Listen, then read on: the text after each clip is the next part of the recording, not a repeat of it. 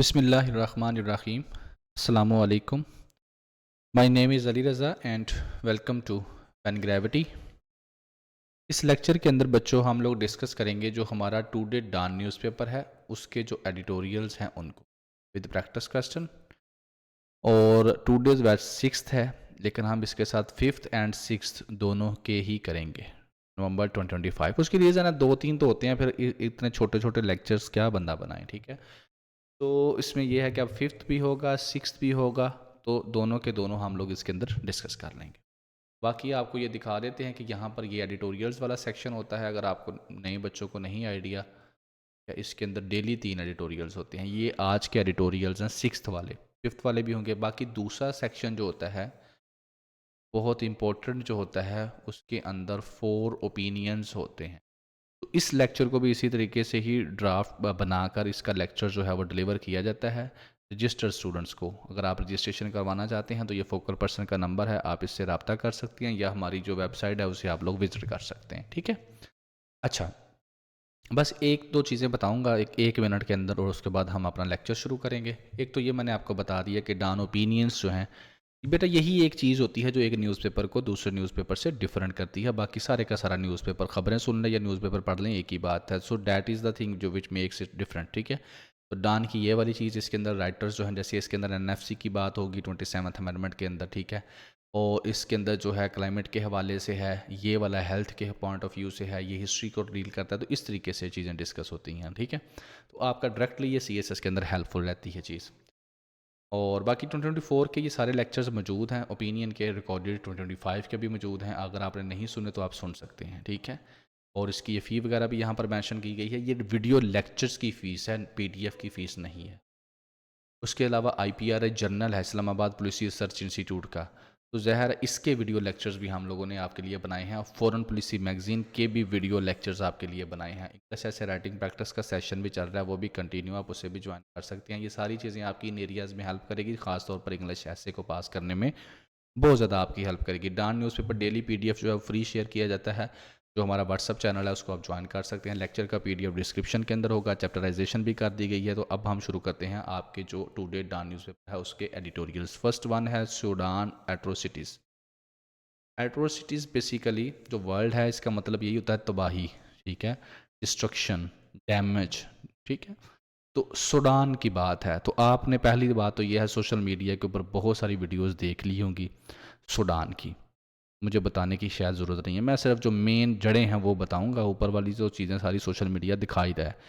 उसमें आपने देखा कि ब्लैक कलर के लोग हैं, और क्योंकि अफ्रीका में ज़्यादातर ब्लैक ही हैं, तो वो क्या कर रहे हैं, उसमें से कुछ के पास वेपन्स हैं, कुछ खाली हाथ हैं। जो वेपन्स वाले हैं वो जो आम लोग हैं जो खाली हाथ हैं उनको गोलियां मार रहे हैं, उनको उनको उनको यानी कि क्या कर रहे हैं, उनको कत्लेआम कर रहे हैं। So that's going on in Sudan, ठीक है।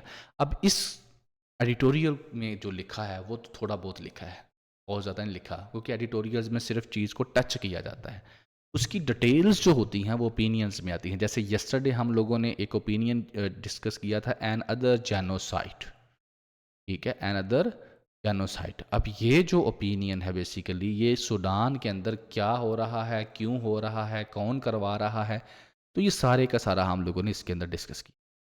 अब जिसने तो ये सुना है उसको तो क्लियर हो चुका होगा, लेकिन अब इसके अंदर बिल्कुल हल्का सा है, लेकिन मैं थोड़ा सा आपको ज़्यादा एक्सप्लेन कर दूंगा ताकि आप एडिटोरियल को सुनने के बाद आपको समझ आ सके। तो उस ओपिनियन में हमने यही चीज़ें डिस्कस की थी कि जेनोसाइड एक तो गज़ा के अंदर हो रहा था अभी, और अभी सूडान के अंदर भी शुरू हो गया है। तो वर्ल्ड सारी खामोश है, और फिर हमने इसके अंदर हिस्ट्री वगैरह देखनी है कि कौन थे। तो पहले तो सूडान चेक कर लेना, सूडान है कहाँ पर। सूडान आपके सामने ये वाला मुल्क है, अफ्रीका के अंदर है ये बेटा, सऊदी अरेबिया है, ठीक है ना, ये इजिप्ट है, ये यहाँ पर जो है आपको मिलेगा गज़ा, ठीक है।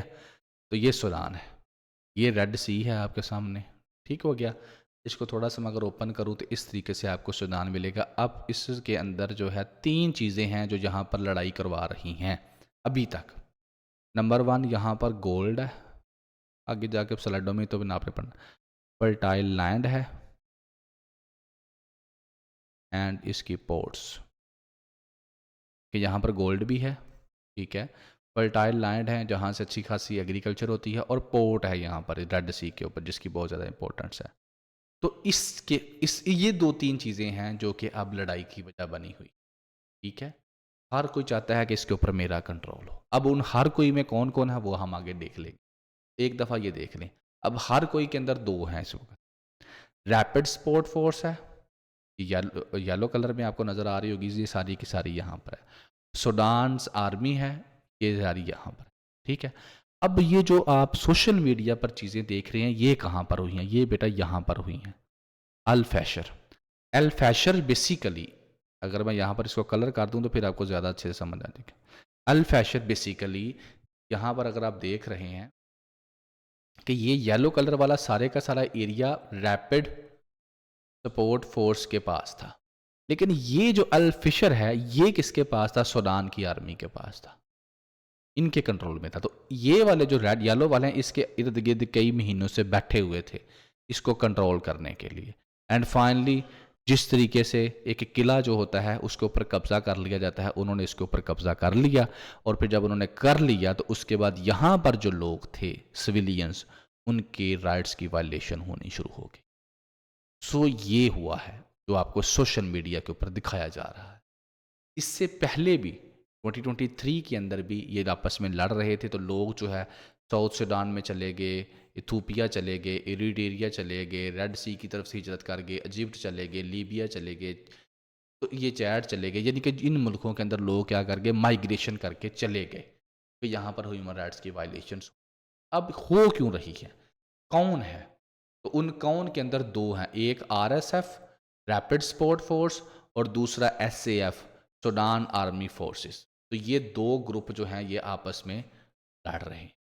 अब ये 2 ग्रुप आए कहाँ से? तो पहले तो हम सूडान जब बना, इस तरह पाकिस्तान 1947 को बना, तो सूडान बना 1956 को, ब्रिटिश ने इसको छोड़ा। तो यहाँ पर जैसे ही छोड़ा तो जंग और ये वो सारा कुछ यहाँ पर लग गई। उसके बाद उमर अल बशीर जो है उसने इसके ऊपर रूल किया 1989 से लेकर 2019 तक। उसके बाद फिर यहाँ पर जो है आगे 2003 के अंदर जब ये बंदा ख़त्म हो गया तो फिर एक गैप पैदा हो गया, तो फिर जो है जेनोसाइड यहाँ पर 2003 के अंदर भी हुआ। बहरहाल उसके बाद ये होता है कि यहाँ पर जो मिलिट्री है उसका रूल आ जाता है। फिर मिलिट्री के अंदर जो है 2 ग्रुप्स बन जाते हैं, ठीक है, यानी कि मिलिट्री के अंदर ही 2 जर्नैल जो हैं वो अपने अलग-अलग ग्रुप बना लेते हैं। एक का नाम बन जाता है आरएसएफ और एक का एसएएफ। तो ये दोनों ब्रांचेस किसकी हैं?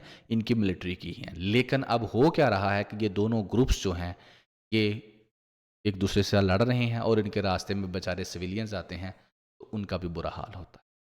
क्लियर हो गया होगा आई थिंक। अभी का जो ये वाली गेम चल रही है ये बेटा 2023 के अंदर शुरू हुई थी, सिविल वार शुरू हुई थी, ठीक है ना।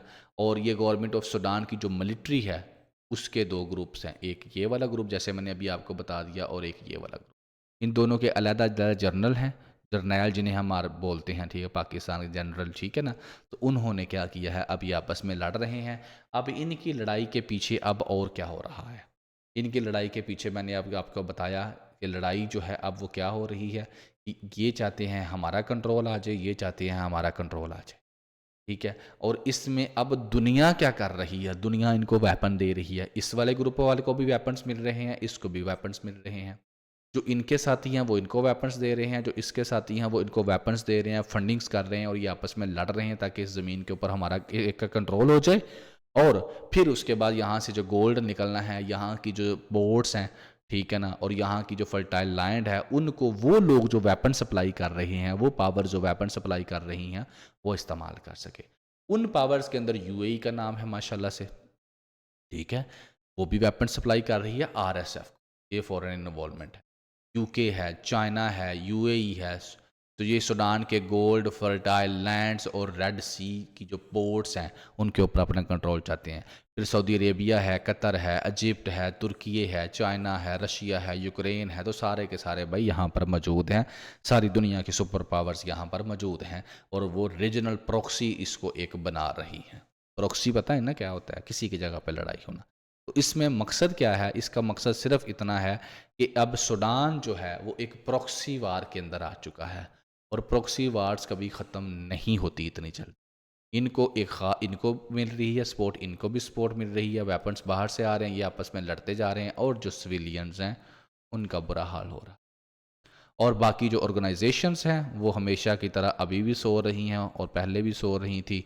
जब गज़ा के अंदर तबाही हुई तब भी OIC है, UNO है, यूनाइटेड नेशन सिक्योरिटी काउंसिल है, जितनी भी हैं कुछ नहीं कर सकी, तो अभी भी वो कुछ नहीं कर सकी। जो that is the current situation of Sudan. ठीक है, नेक्स्ट आपका बेटा एडिटोरियल है नाइव्स आउट। नाइव्स आपको पता है छुरी आउट, छुरी निकाल लेना, तो छुरी निकाल लेना जब गुस्से में होता है। तो अब यहाँ पर है बात है आपकी 27th कॉन्स्टिट्यूशनल अमेंडमेंट की। हल्का सा टच दिया बस इसने, लेकिन डिटेल कहाँ पर थी? डिटेल थी इसके अंदर जब हम लोगों ने इसको डिस्कस किया। यस्टरडे हमने इसको डिस्कस किया, ठीक है। तो इसके अंदर 27th कॉन्स्टिट्यूशनल अमेंडमेंट को लेकर बड़ी डिटेल में डिस्कशन हमारी हुई।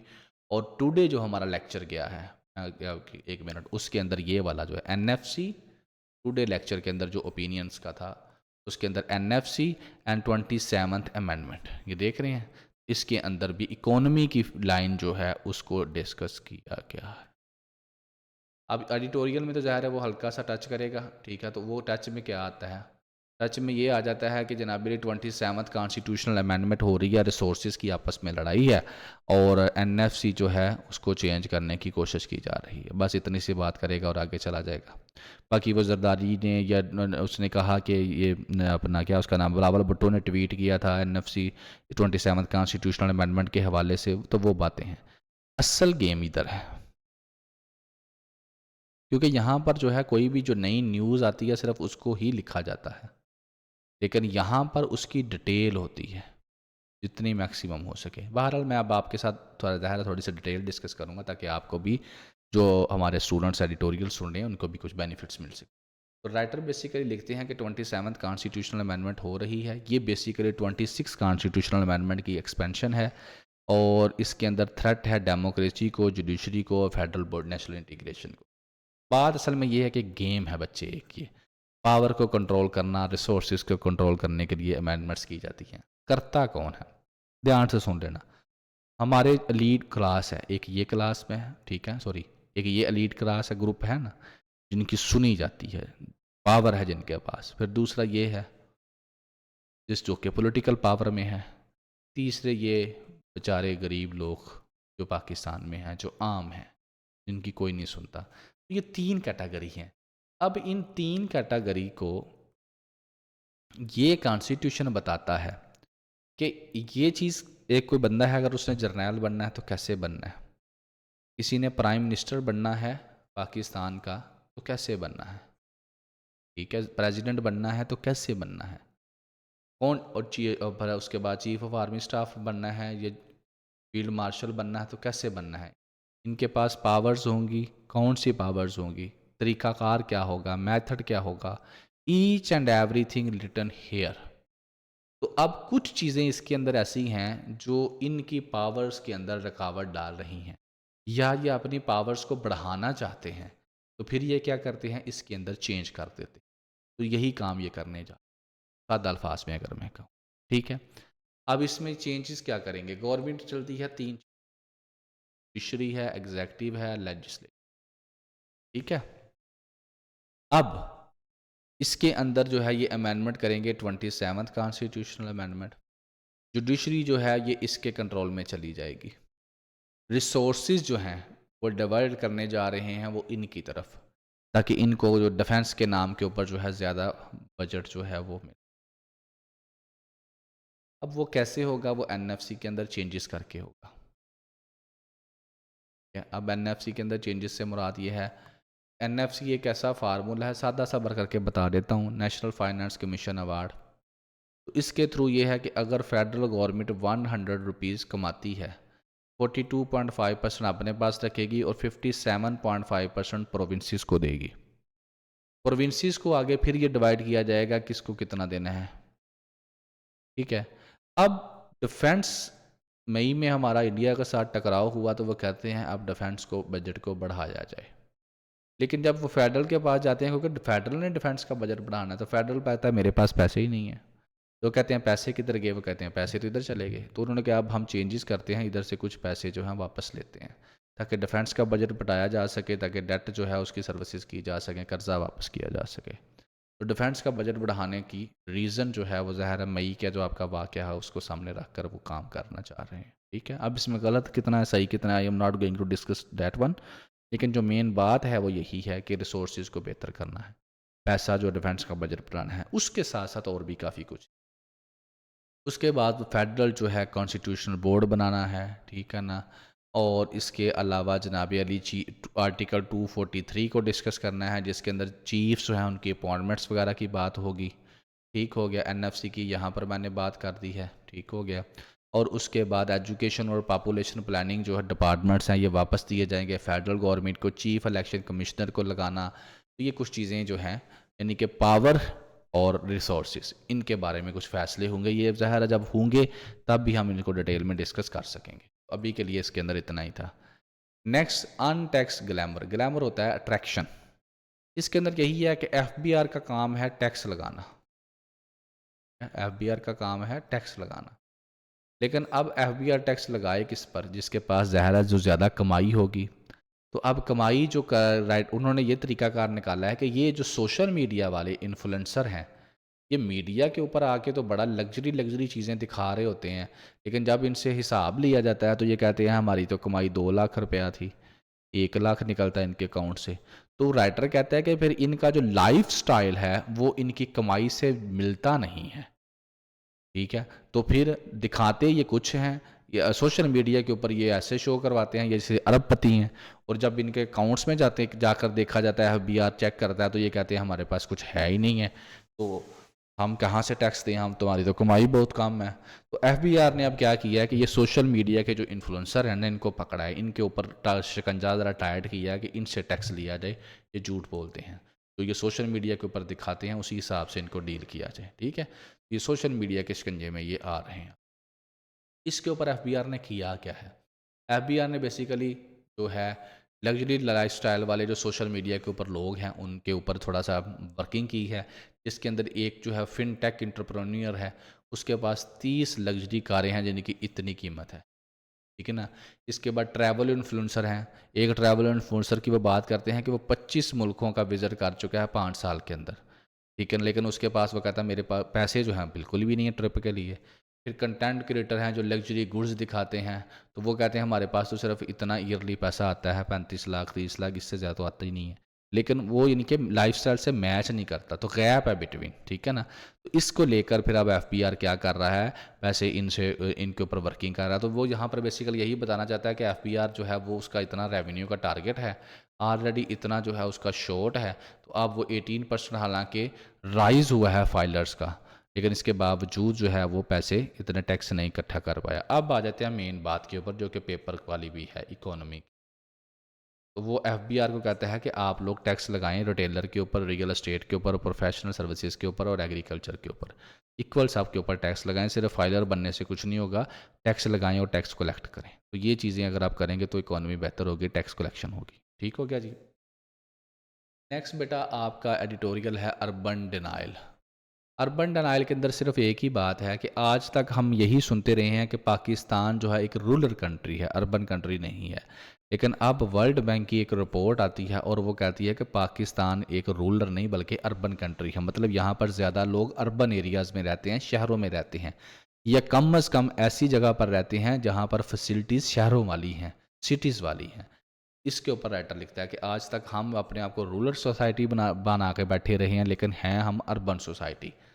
तो वर्ल्ड बैंक की जो रिपोर्ट है वो क्या कहती है कि 88% पाकिस्तानी पॉपुलेशन जो है ना अर्बन लाइक एरियाज़ में रहती है, इतने परसेंट हाई डेंसिटी वाले में और इतने परसेंट मीडियम डेंसिटी वाले सेंटर में रहते हैं। तो अर्बन ग्रोथ हमारी हो रही है। अब यहाँ पर ये बात है, लेकिन हम क्या कहते थे कि नहीं जी नहीं, हम 1972 से इग्नोर करते आ रहे हैं इस चीज़ को और हम लोग इसको कंसिडर ही नहीं कर रहे थे। हालांकि ये काम किस था, प्रोविंशियल कमेटीज़ जो थी उनका काम था कि वो चेक करें कि वाकई लोग रहते हैं नहीं, लेकिन उन्होंने चेक नहीं किया। इस्लामाबाद 47% ऑफिशियल इसकी आबादी है, लेकिन हकीकत में 90% अर्बन है। केपी की 15% अर्बन वैसे बताया जाता है, लेकिन 45% अर्बन है। अब ये अर्बन और रूरल होने से फ़र्क क्या पड़ता है, अब वो डिस्कस करना है। अच्छा, अर्बन और रूरल होने से फ़र्क ये पड़ता है, वैसे ही आपको स्लाइड नज़र आ रही होंगी, इसके ऊपर निशान लगे हुए हैं। उसकी रीज़न ये है कि मैंने ये रिकॉर्ड कर दिया था, और due to some technical reasons यहाँ से ये वाला पोर्शन रिकॉर्ड नहीं हुआ, सो मैं इसको दोबारा आपके लिए रिकॉर्ड करने लगा हूँ, ठीक है। तो इसीलिए आपको ये सारी चीज़ें नज़र आ रही हैं। अच्छा, फ़र्क क्या पड़ता है? फ़र्क ये पड़ता है, सब दो चीज़ें हैं। देखें, रूरल अर्बन एरियाज़ में टैक्स कलेक्ट होता है, प्रॉपर्टी टैक्स जिसको हम लोग बोलते हैं, ठीक है। रूरल एरियाज़ में वो ऐसा कंसेप्ट नहीं है। जब आपके ज़्यादा एरियाज़ आप रूरल शो करवा रहे हैं, तो वहाँ से प्रॉपर्टी टैक्स कलेक्ट नहीं हो रहा, जिसका गवर्नमेंट को नुकसान हो रहा है। दूसरी तरफ जो अर्बन एरियाज़ है, वहाँ पर डेवलपमेंट के प्रोजेक्ट्स ज़्यादा गवर्नमेंट शुरू करती है। वहाँ पर हेल्थ की फैसिलिटीज़, एजुकेशन की फैसिलिटीज़, पुलिस डिपार्टमेंट जो हो गया, और बाकी इस तरह की चीज़ें जो हैं, फिर इंफ्रास्ट्रक्चर की जो है प्रोजेक्ट, उनके पैसे वो ज़्यादा गवर्नमेंट लगाती है। लेकिन क्योंकि हम लोग जो अर्बन एरियाज़ हैं उनको रूरल शो करवा रहे हैं, तो ये सारी सहूलतों से वहाँ के लोग महरूम हो जाते हैं। उस लेवल की उनको सहूलतें प्रोवाइड नहीं की जाती। दोनों तरफ से नुकसान हो गया, ठीक है, कि उन गवर्नमेंट को टैक्स के हवाले से और लोगों को फैसिलिटीज़ के हवाले से। अब करना क्या है? करना सिंपल है। पहले तो एक डेफिनेशन होनी चाहिए प्रॉपर अर्बन एरियाज़ की, कि फंक्शनल डेफिनेशन होनी चाहिए, जिससे हमें ये पता चल सके कि अर्बन एरिया कौन सा है और रूरल एरिया कौन सा है। उसके बाद नेक्स्ट क्या है, उन इलाकों के ऊपर जो है रिसोर्सेज जो हैं वो अपने जो पैसे है गवर्नमेंट खर्च करे, लोगों को सर्विसेज प्रोवाइड करे, टैक्सेशन का निज़ाम बेहतर करे। तो उससे क्या होगा, ये जितने पाकिस्तान के अर्बन एरियाज़ के अंदर जो चीज़ें आ रही हैं वो बेहतर हो जाएंगी, ठीक है। तो ये हल्की फुल्की चीज़ें थी। बाकी नेक्स्ट है मेयर के हवाले से। तो बेटा जो मेयर ममदानी है उसके बारे में है। उसके बारे में क्या है, न्यूयॉर्क सिटी का जो ये मेयर अभी सेलेक्ट हुआ है, ज़ोहरान ममदानी, आपने इसका नाम याद कर लेना है। डेमोक्रेट इसकी पार्टी है, और युगांडा के अंदर ये बंदा पैदा हुआ था, ठीक है ना। और साउथ एशियन इसके पेरेंट्स हैं। और इसके अलावा ये बंदा जो है ह्यूमन राइट्स पे बिलीव करता है, ट्रंप के अगेंस्ट है, और इसके साथ साथ ये बंदा जो है इसराइल के भी अगेंस्ट है, ठीक है। फ़लस्तीन की फेवर में बोलता है। So these are the few points. बाकी चीज़ें जो है वो बाद में डिस्कस करेंगे जैसे इसके हवाले से आती हैं। एंड फाइनली इंडिया की बात कर रहे थे, इंडिया और पाकिस्तान पीस पावर में। इंडिया और पाकिस्तान में बात ये हो रही थी कि मई से जब से हमारे दोनों मुल्कों के दरमियान क्लैशेज हुए हैं, तब से कोई बंदा पाकिस्तान में नहीं आया। So it's a first time कि मई के बाद अब लोग जो सिख जो हैं वो पाकिस्तान में आए हैं। किसके लिए? अपने वो जो हज वगैरह करते हैं, अपनी जो मजहबी प्लेसेस हैं वहाँ पर जाने के लिए। तो राइटर कहता है ये एक अच्छी चीज़ है, ठीक है। पहली बात तो ये है। दूसरा राइटर कहता है कि इंडिया के अंदर हिंदुत्व है, आइडियोलॉजी है। उस आइडियोलॉजी की वजह से जो क्या हो रहा है, ये मसले मसाइल पैदा हो रहे हैं, लड़ाइयाँ झगड़े बढ़ रहे हैं। भारतीय जनता पार्टी जो है उसका रवैया चेंज होता जा रहा है। बाकी वो कहता है कि लोगों को आना चाहिए, पीपल टू पीपल कंटेंट होना चाहिए, कॉन्टैक्ट होना चाहिए। उससे क्या होता है, ताल्लुकात बेहतर होते हैं। ट्रेड हो गया, एंटरटेनमेंट हो गया, स्पोर्ट्स हो गया, कल्चरल डिप्लोमेसी हो गया, इससे लोग एक दूसरे से मिलते हैं। और रिलीजियस टूरिज़्म भी हो गया, तो इससे ताल्लुकात भी बेहतर होते हैं। तो रिलीजियस टूरिज़्म, ट्रैवल इकोनॉमी, पैसे वगैरह भी आप लोग उससे कमाते हैं, ठीक है। बहरहाल फाइनली मैंने ये कहा था कि अगर पाकिस्तान इंडिया के रिलेशंस को आपने डिस्कस करना है तो ये 5 पॉइंट्स अपने जहन में रखें, और पाकिस्तान इंडिया रिलेशंस आप डिस्कस कर सकते हैं। अपनी हिस्ट्री, कश्मीर का इशू, वाटर का इशू, टेररिज्म का इशू, और हिंदुत्व आइडियोलॉजी, ठीक है। तो इस तरीके से आप इंडिया पाकिस्तान के जो रिलेशंस हैं उनको कवर कर सकते हैं। होप आपको समझ आ चुकी होगी। बाकी ये फोकल पर्सन का नंबर है, रजिस्ट्रेशन के लिए आप इनसे रब्ता कर सकते हैं। और बाकी दुआ में याद रखिएगा इंशाल्लाह। अगर ज़िंदगी रही तो नेक्स्ट लेक्चर में फिर हाज़िर होंगे। अल्लाह हाफ़िज़।